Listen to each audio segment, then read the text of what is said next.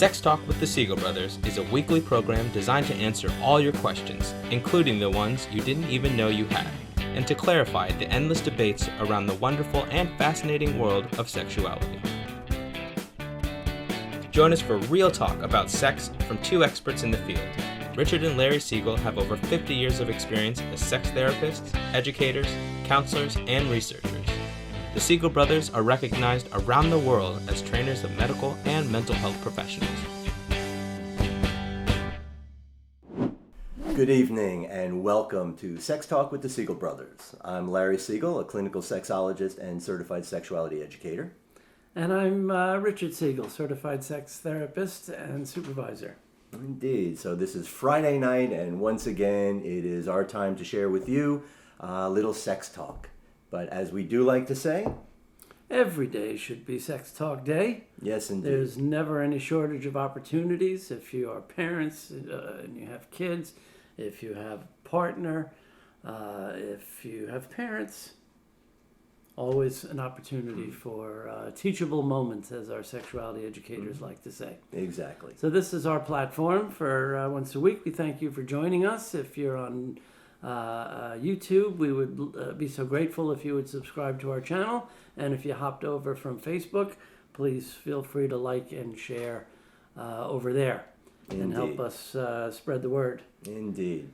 And as we are coming on 4th of July weekend, I want to start to toast everybody. Hope everybody is staying well. We want to wish our country a happy birthday. Those of you who have birthdays, happy birthday.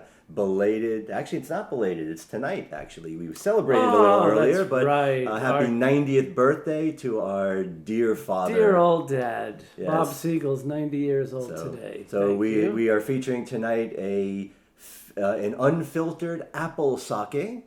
Right. So we don't want you cheers. to think we're alcoholics. It's just sake we're drinking here every week. Somehow sake and sex seem to go together. And how American. Happy 4th of July. Toasting to sake. That's right. As is our preferred way of starting the show, we'd like to take a brief look at some sex in the news. So what is our first item to talk about tonight? Well, this was disheartening. You found this, right? Disheartening, but not surprising. Yeah, but the study from Howard University and sponsored by Merck Pharmaceuticals and the Prevention Access Campaign has found that millennials, and especially Gen Zers, unfortunately, believe a lot of the same crap myths about HIV that folks believed 40 years ago. Yep. Like you can get HIV from hugging. Right? Or kissing. Or being in the same room with somebody. Going on 40 years. This new survey released this past Monday found that more than a quarter, almost a third, 28% of HIV negative millennials have avoided hugging, talking to, or being friends with someone with the virus. 30% they prefer not to interact socially at all. Yeah. And you know, that's bad enough. It makes one question what we've been doing for the past 30 years, right? It's been around. We've been studying it for 40 years, but we've been teaching about it and prevention. This is now two generations that have grown up in a world with HIV. Right. We're the old farts who remember when herpes was all the buzz. That's right. Right? When before the world before HIV. These kids have never known anything else. That's right. And you would think, again, in a normal, sexually healthy, sane world, that they would grow up knowing. But this is what we talked about, these kind of ideas in 1988 and That's right. 1992. And it's not just misinformation. And to be honest with you, I don't really get surprised by that anymore, especially among young people. We know, hey, who can tell what the vice president's job is?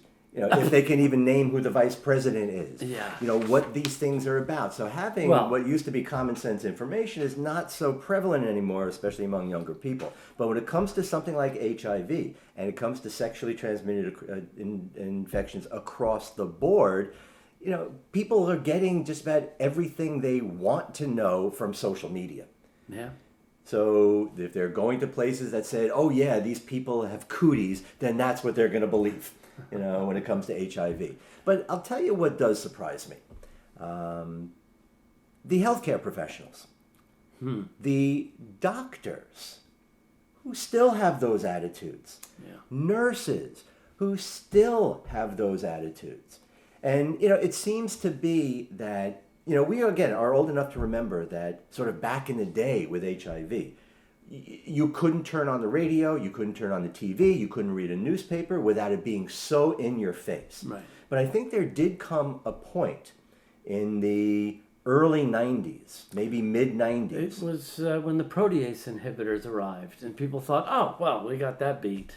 And that's the thing. And the news just disappeared. And not so much, and again, where we got that beat, the news stopped. Yeah. It was no longer headlines every day, and I think that also contributed to this idea of, we have drugs now, we don't hear about it anymore. It doesn't exist anymore.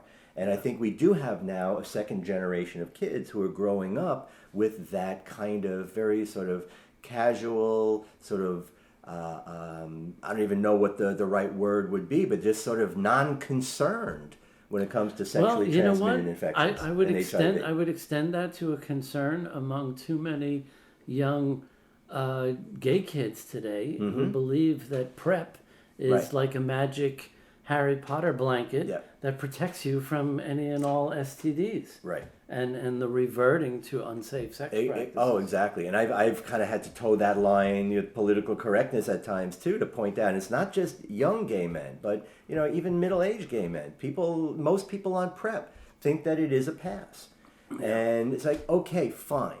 We can see the efficacy of using that for HIV prevention. But, like you just said, does that do anything for syphilis? Does that do anything for herpes? Does that do anything for chlamydia? Does that do anything for gonorrhea? Of course no. not. And what are the things, again, syphilis, gonorrhea, chlamydia, we are seeing skyrocketing rates in all of those. Even not taking any of those in particular into consideration, I think we do have a generation that has a very, very different relationship to the idea of sexually transmitted infections than we did. They're not afraid. Right.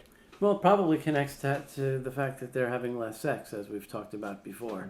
That they just don't think it's a reality for them. But moving along, we have...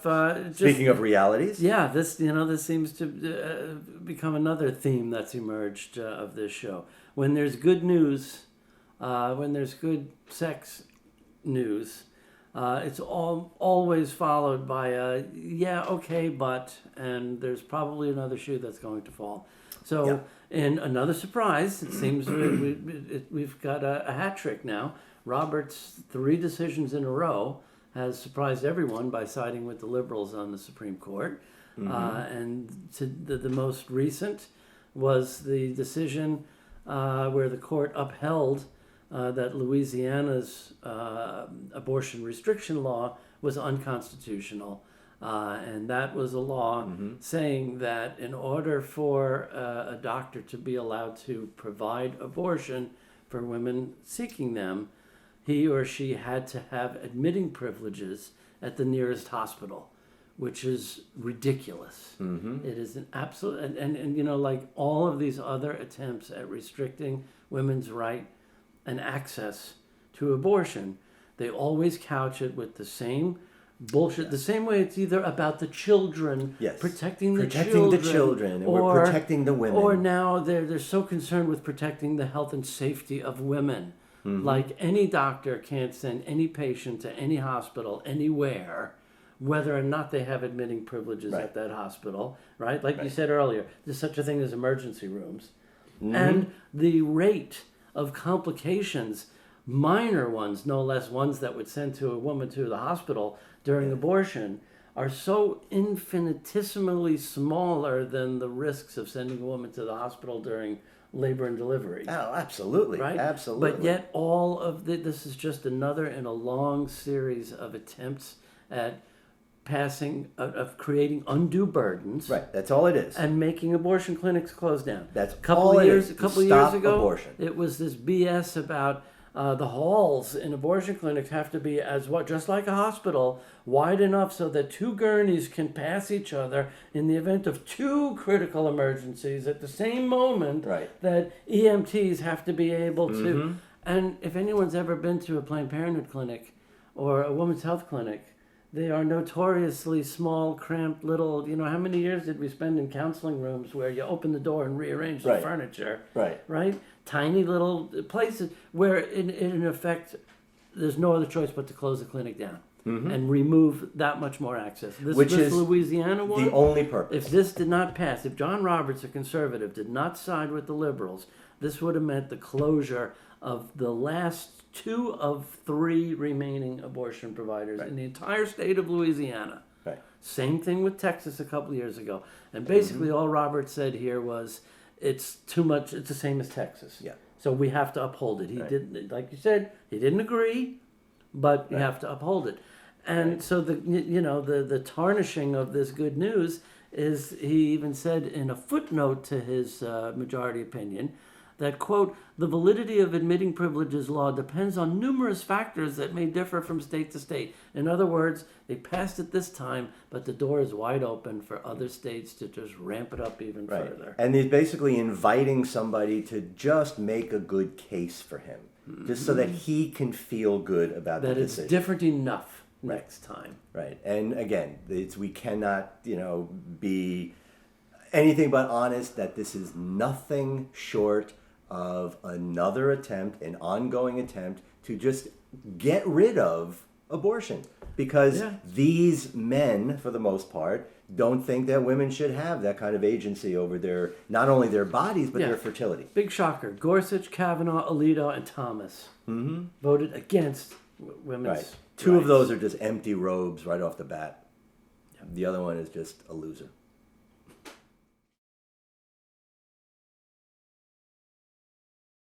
I'm Rachel Needle, co-director of Modern Sex Therapy Institutes.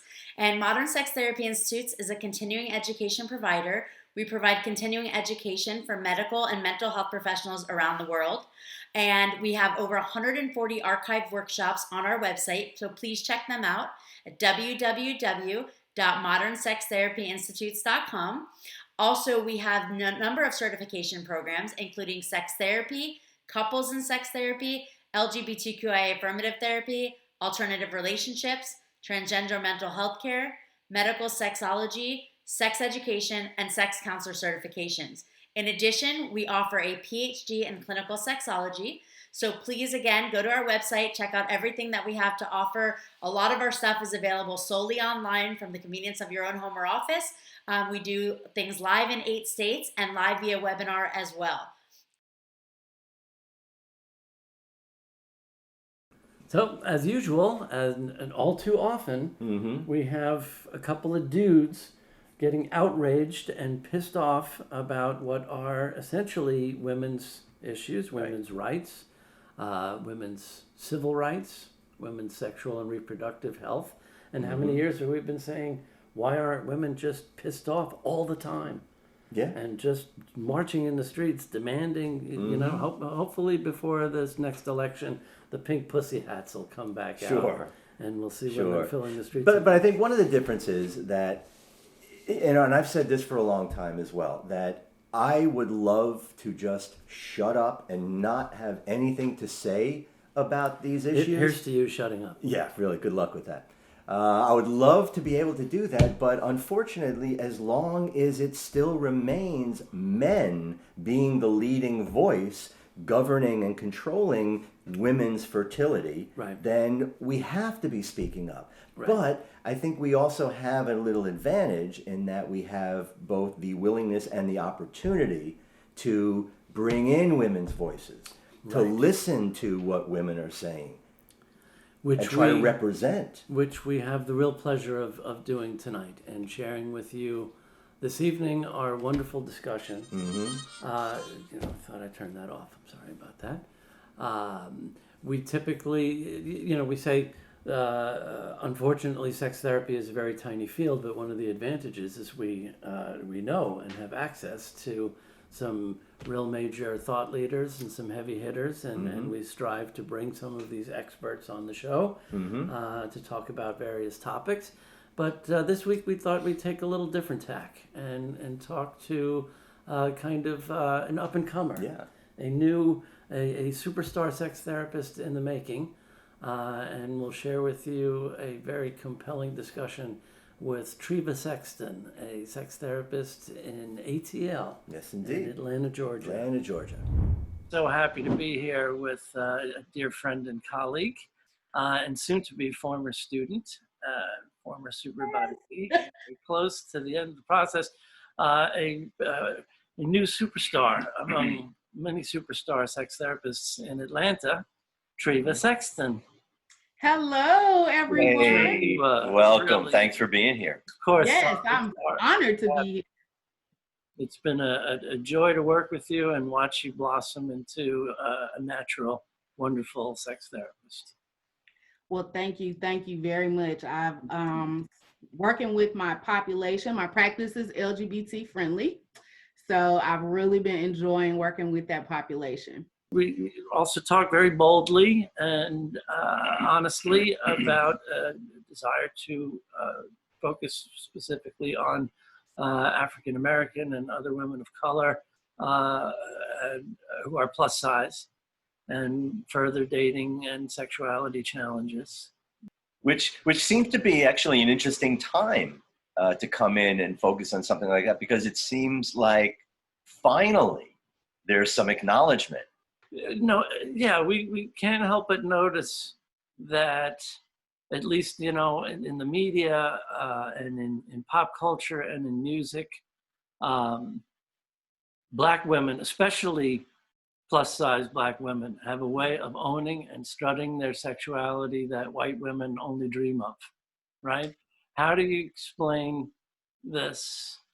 Well, I'll just stop myself there. How do you explain this? Is it real or just a perception?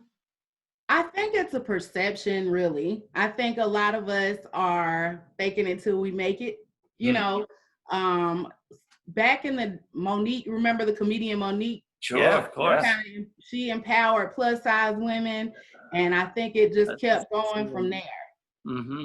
Mm-hmm. It's definitely, a difference in our body types and what our men maybe are attracted to that you don't necessarily find in other cultures. So even down to when I was in high school, I went to a majority white high school, and I had a lot of body images. I was always heavier, just not necessarily overweight. I was just heavier than my counterparts. And I had a friend tell me one time, he was like, I bet if you had gone to a Black high school, you would have felt totally different about your body.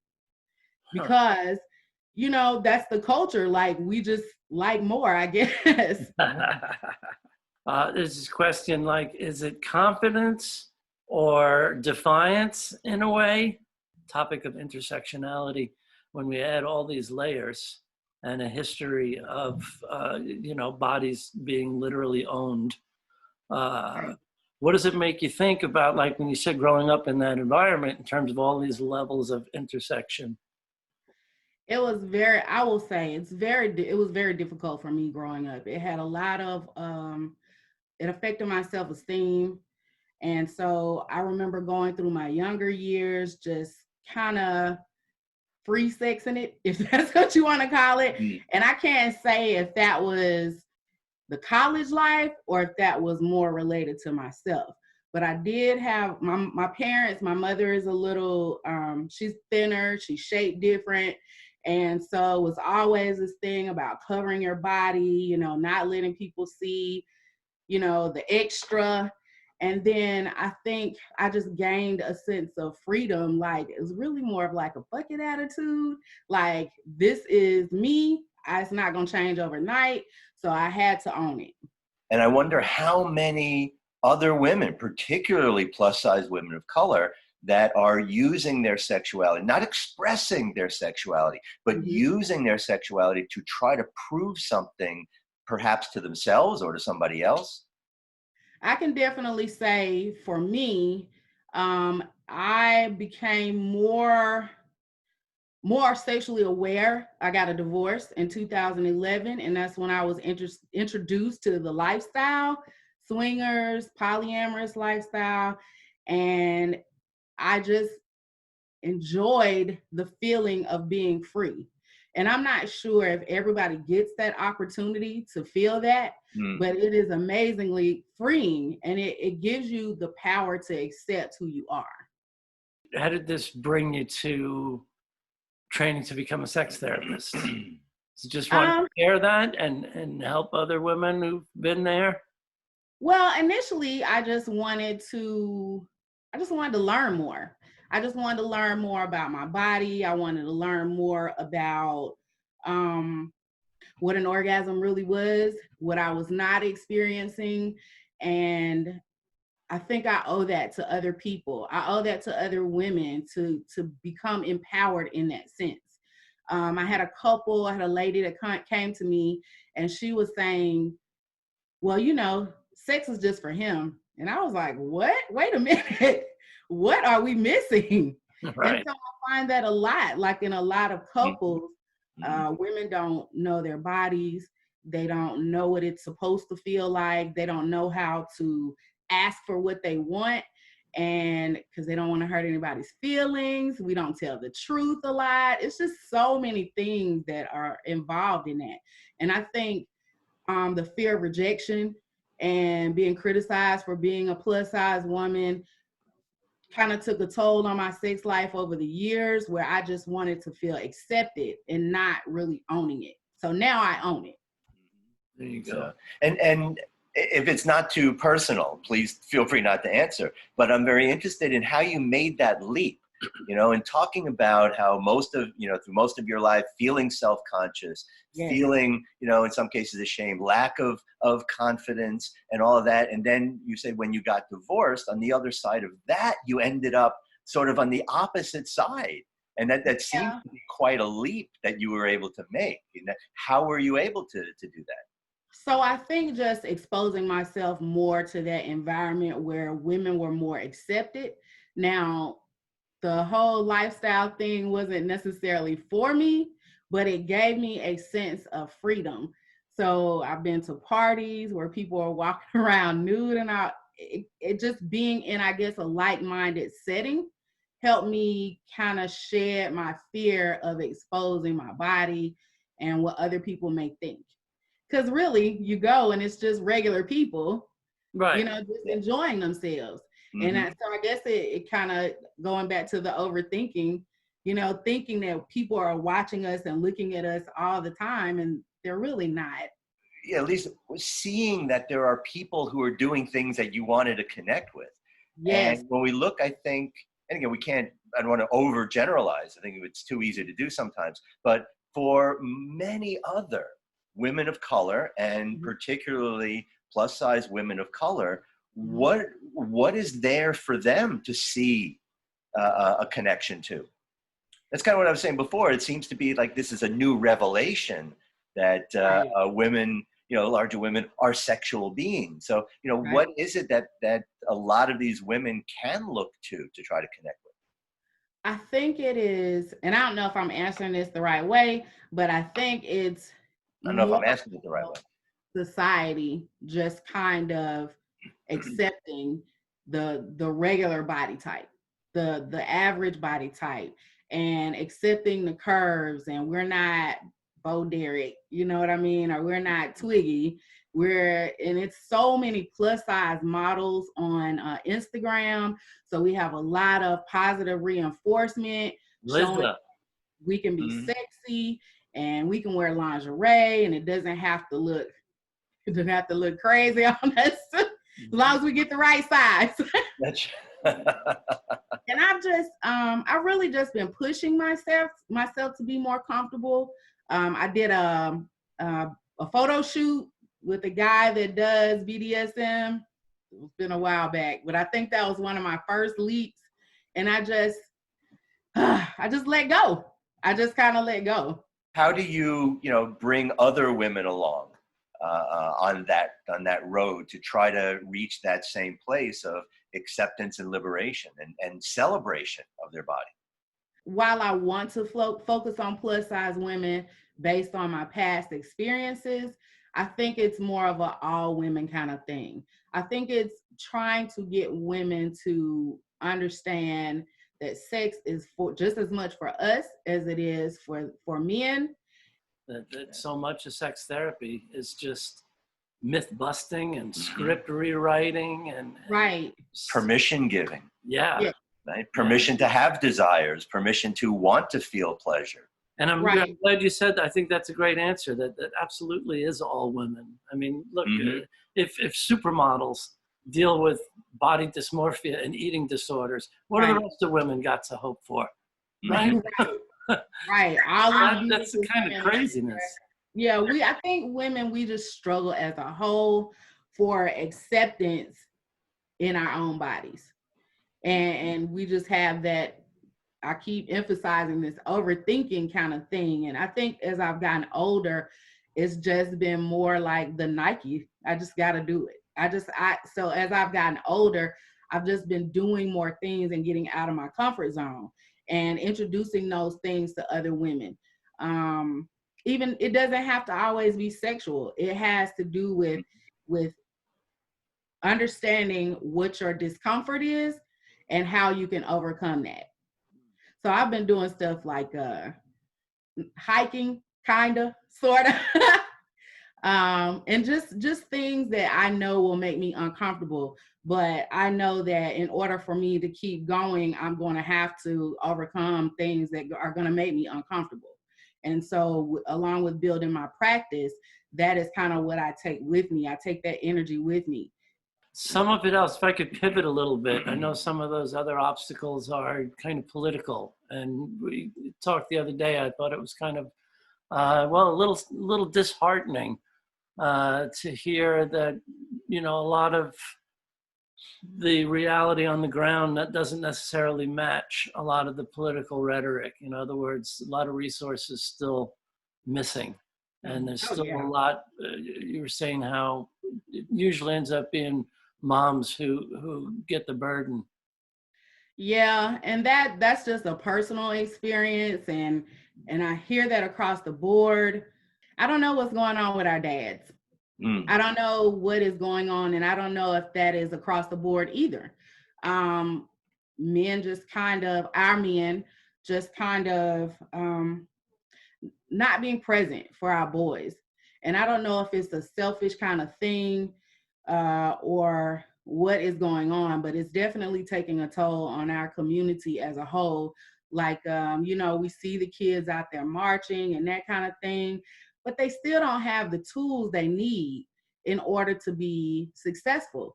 They don't have the communication skills. They don't have the anger management skills. And so I have been on this thing lately, on this soapbox about where are our men? Where are they? And we want to support our men, but it becomes really difficult. It becomes really difficult to support people who are not giving you that support back. And I understand, they have their own plight. And so we need support in different areas. And I don't think a lot of us have the communication skills in order to be able to do that. Yeah. And I think a lot of that also, comes from kind of a pervasive, and this is not just any particular community, but a lack of the intimacy skills, a lack of the self-awareness skills. Yes. That's such a real big question. Where are the men? And, we've had conversation, Ricky and I, before, and in previous shows, talking about, number one, Black Lives Matter has got to be more than just something written on a shirt and something that you yell in the street.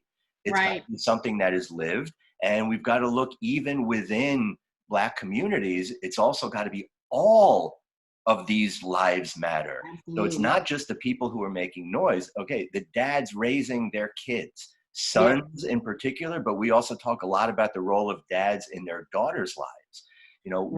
Where is that communication? I often look with a lot of Black and African men in particular, and that's often where I do find myself asking that question of how do we sort of balance or draw that line between empowerment and defiance? Yeah, I mean, it's a question that I've constantly been asking myself over the past couple of weeks or so, because I have so many young men on so I used to work with the Department of Family and Children Services as a therapist with some of those clients. And it's just a common theme across the board that even with my own children, their father isn't present. And it's Yeah. very difficult to communicate. Yeah.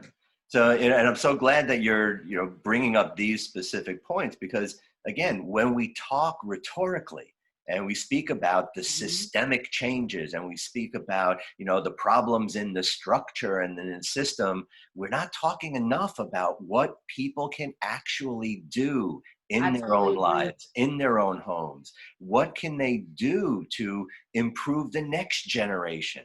Right. This has got to be this constant evolution of our individual lives, much less the systems that we live under. And I totally agree. Like, everybody has to put the work in. Everybody has to stop and look at themselves and even realize where they fell short. And accountability is so difficult for people. Saying maybe I should do something different. Maybe I didn't do things, or give it 100%. That seems to be the toughest obstacle for people lately. And that's just in general. Maybe I should have looked at something different. I ask my children a lot, what could I have done if there was anything? And sometimes they'll have things to say and sometimes they won't. But I think allowing our children to let us know what they're missing and really, really understand their thoughts and their views. So many, I remember growing up, was do as I say, not as I do, that kind of thing. And I think our community maybe have grown up with that, but we definitely have to change that. We definitely have to change that and listen. I'm just sitting here thinking, I don't ever recall ever hearing a parent ask their kids, how am I doing? Can I do anything different or better? Yeah. I think that's a first for me. Yeah. That's really awesome. Yeah, that really is. My son, we went through our challenges, especially when he was younger. I think he needed that male bonding, and I think he was looking for it, but he also was he's also ADHD for sure. Not one of those little speculating. He's ADHD for sure. And so I think his behaviors kind of created this environment where he was only accepted in a certain group of kids, and those kids didn't have rules, and those kids didn't have, structure. And that, I think he just kind of thought that was fun and that was amazing. And I don't know, you just kind of, when they say they want to go outside, do you keep them inside? I don't know what to do. And I think a lot of parents are faced with that. Like, once your kids get to a certain age, they're developing and deciding what they want to be and what they want to do. But I don't know, it's just this balance, this weird balance that you kind of gotta talk. You gotta talk. Absolutely. You gotta remember, they're people. They're not extensions of us. Yes. Right. Yes. They're not toys. So I find myself asking, especially the kids that I work with at the high school, they're good kids. They're just in circumstances or situations that were out of their control. Some of them are homeless. Some of them became parents at really, really young ages. Looking at the root cause of a lot of these issues. I know in my community, we're all about how things look and how they present, and our content can go lacking. I have reached out to a lot of men lately trying to find support for our young men. And it's just, everybody's kind of falling through the cracks. Well, let me ask you this, because we got to start to wrap up. Okay. On the bigger picture politically, do you feel like it's different this time? Do you feel like there's a shift happening? At least maybe if we can get that orange lunatic out of the White House. Agent Orange, huh? Yeah, he's more toxic. Oh my God. It's just like, I felt like somewhere, two guys are laughing their asses off because they knew he was gonna mess up. But I don't think they knew he was gonna mess up as much as he has. But I mean, just among the people in this country, the feeling of this movement, does it feel different this time? Well, I'm gonna tell you something that really hit me, because when all this first happened, when the George Floyd video came out, I was kind of in denial. And I think that's more the therapist in me and the fact that I've grown to care about all kinds of people. And so I think I just refused to believe that somebody has that in them to be able to do that to another person. And I finally watched it. That night I could not sleep. It was just my heart. It just, because I have children. I have a son and I have a rowdy son. You know what I mean? Mm-hmm. So I know what his appearance looks like. Right. And so he's a walking stereotype. I tell him all the time. But I mean, that's what he likes. And so I had to accept that part of him. He likes it because that's what he likes. Mm-hmm. But somebody asked what the difference was this time. And I said, I think most of us have never seen someone killed in front of them.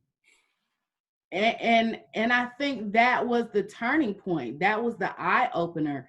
Like, this really did happen. This is not a thing that you just kind of hear about, dismiss it. Oh, they were in the middle of a drug deal, or no, you could see someone being killed in front of your eyes. It's crazy. And so I think that particular thing was traumatic for everybody. And so I think that was the turning point. My daughter is Sister Soldier. She went out and started marching. She went out, let me not say that. She went out and started marching. And while I was afraid for her, I understood that she felt like she needed to be a part of it. I think as the younger generations grow, they're more accepting. And I think that is where the change is happening. We hear a lot of talk, especially in our field, around Black sexuality. So I'm wondering, again, given everything that's going on right now, and including given the historical fact that Black masculinity has always been one of the greatest threats to society at large. Right. White society. White to society, but not just white society. It's kind of society at large, even among communities of color. So where are we headed? What does the future look like for Black sexuality? What does healthy sexuality look like? Not just for plus size women, right. For guys, because body issues are now very, very common among males.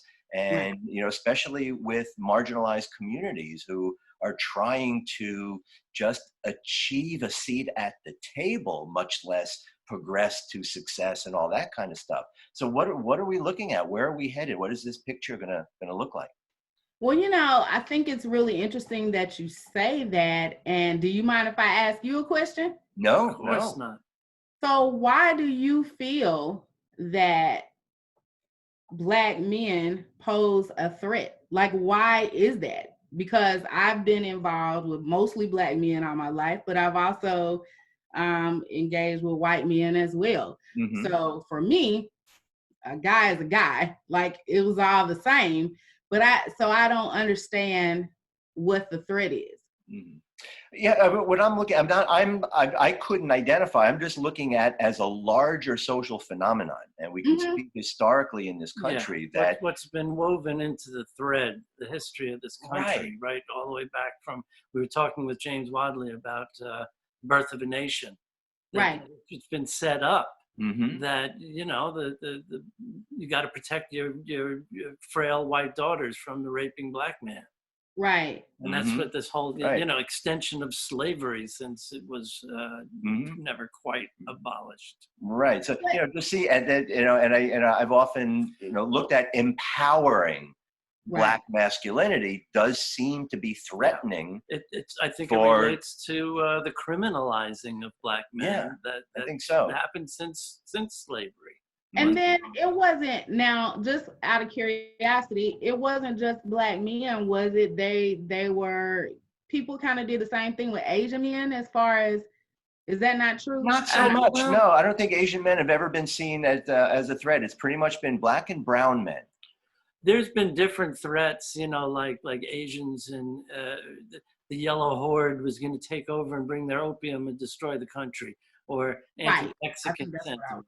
A lot of people don't even know the reason why we call cannabis marijuana is because it's the Spanish name and it was intended to stoke more anti-Mexican sentiment, right? But there's something in our history that's consistent. I watched that Netflix documentary 13th and it spun me. Right? Just how we've gone from slavery to mass incarceration, and it's basically all just language change. It is. Right? It is.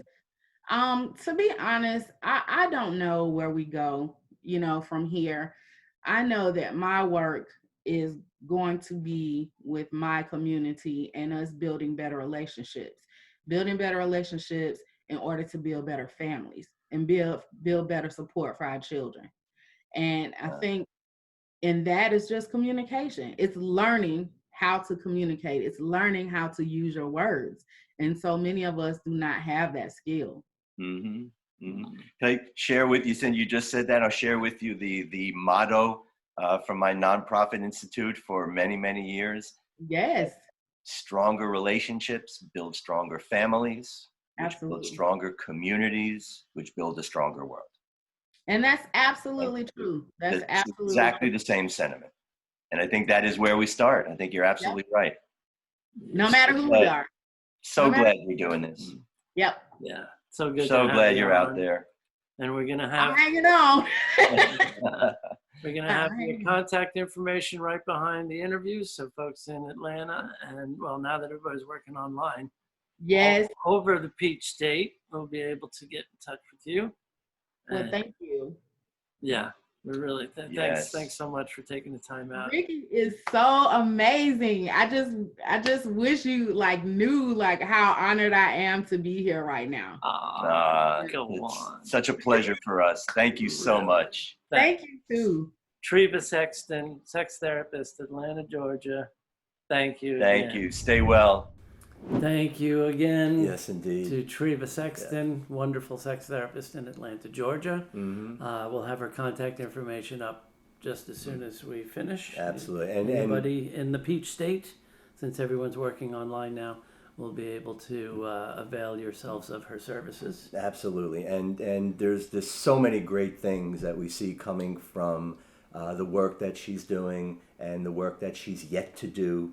And just feel so good about bringing people like Treva into this field and know, and again, this sort of makes us sound a little bit older than we actually are, but know that when we're gone, that there are going to be some really, really wonderful people that are going to be there to pick up where, this last round of therapists and professionals that we're a part of is no longer the ones doing the work. Yeah, we've talked recently about training our own future competition. That's right. And putting ourselves out of work, but that's kind of how this works. Yeah, and, exactly. This works. Exactly. And it really has been a true honor to work with all of our institute students, of course, but with Treva in particular, to see her grow into this. Some people just have it. They're a natural... Yeah. She's going to do such wonderful things, and again, just so proud to be able to share her with you all. So that's going to do it for us for this week for Sex Talk with the Siegel Brothers. We thank you again for joining us and encourage you to subscribe to our YouTube channel. And we'll be here next Friday and every Friday at 7 p.m. Eastern Time. Hope you'll join us for more Sex Talk with the Siegel Brothers. Yes. Have a great week and have a great and safe 4th. Thanks for watching Sex Talk with the Siegel Brothers. Join us each week on Friday at 7 p.m. Eastern. You can also follow us on Facebook and subscribe to our YouTube channel to stay on top of the latest developments in the ever-changing world of sex and sexuality.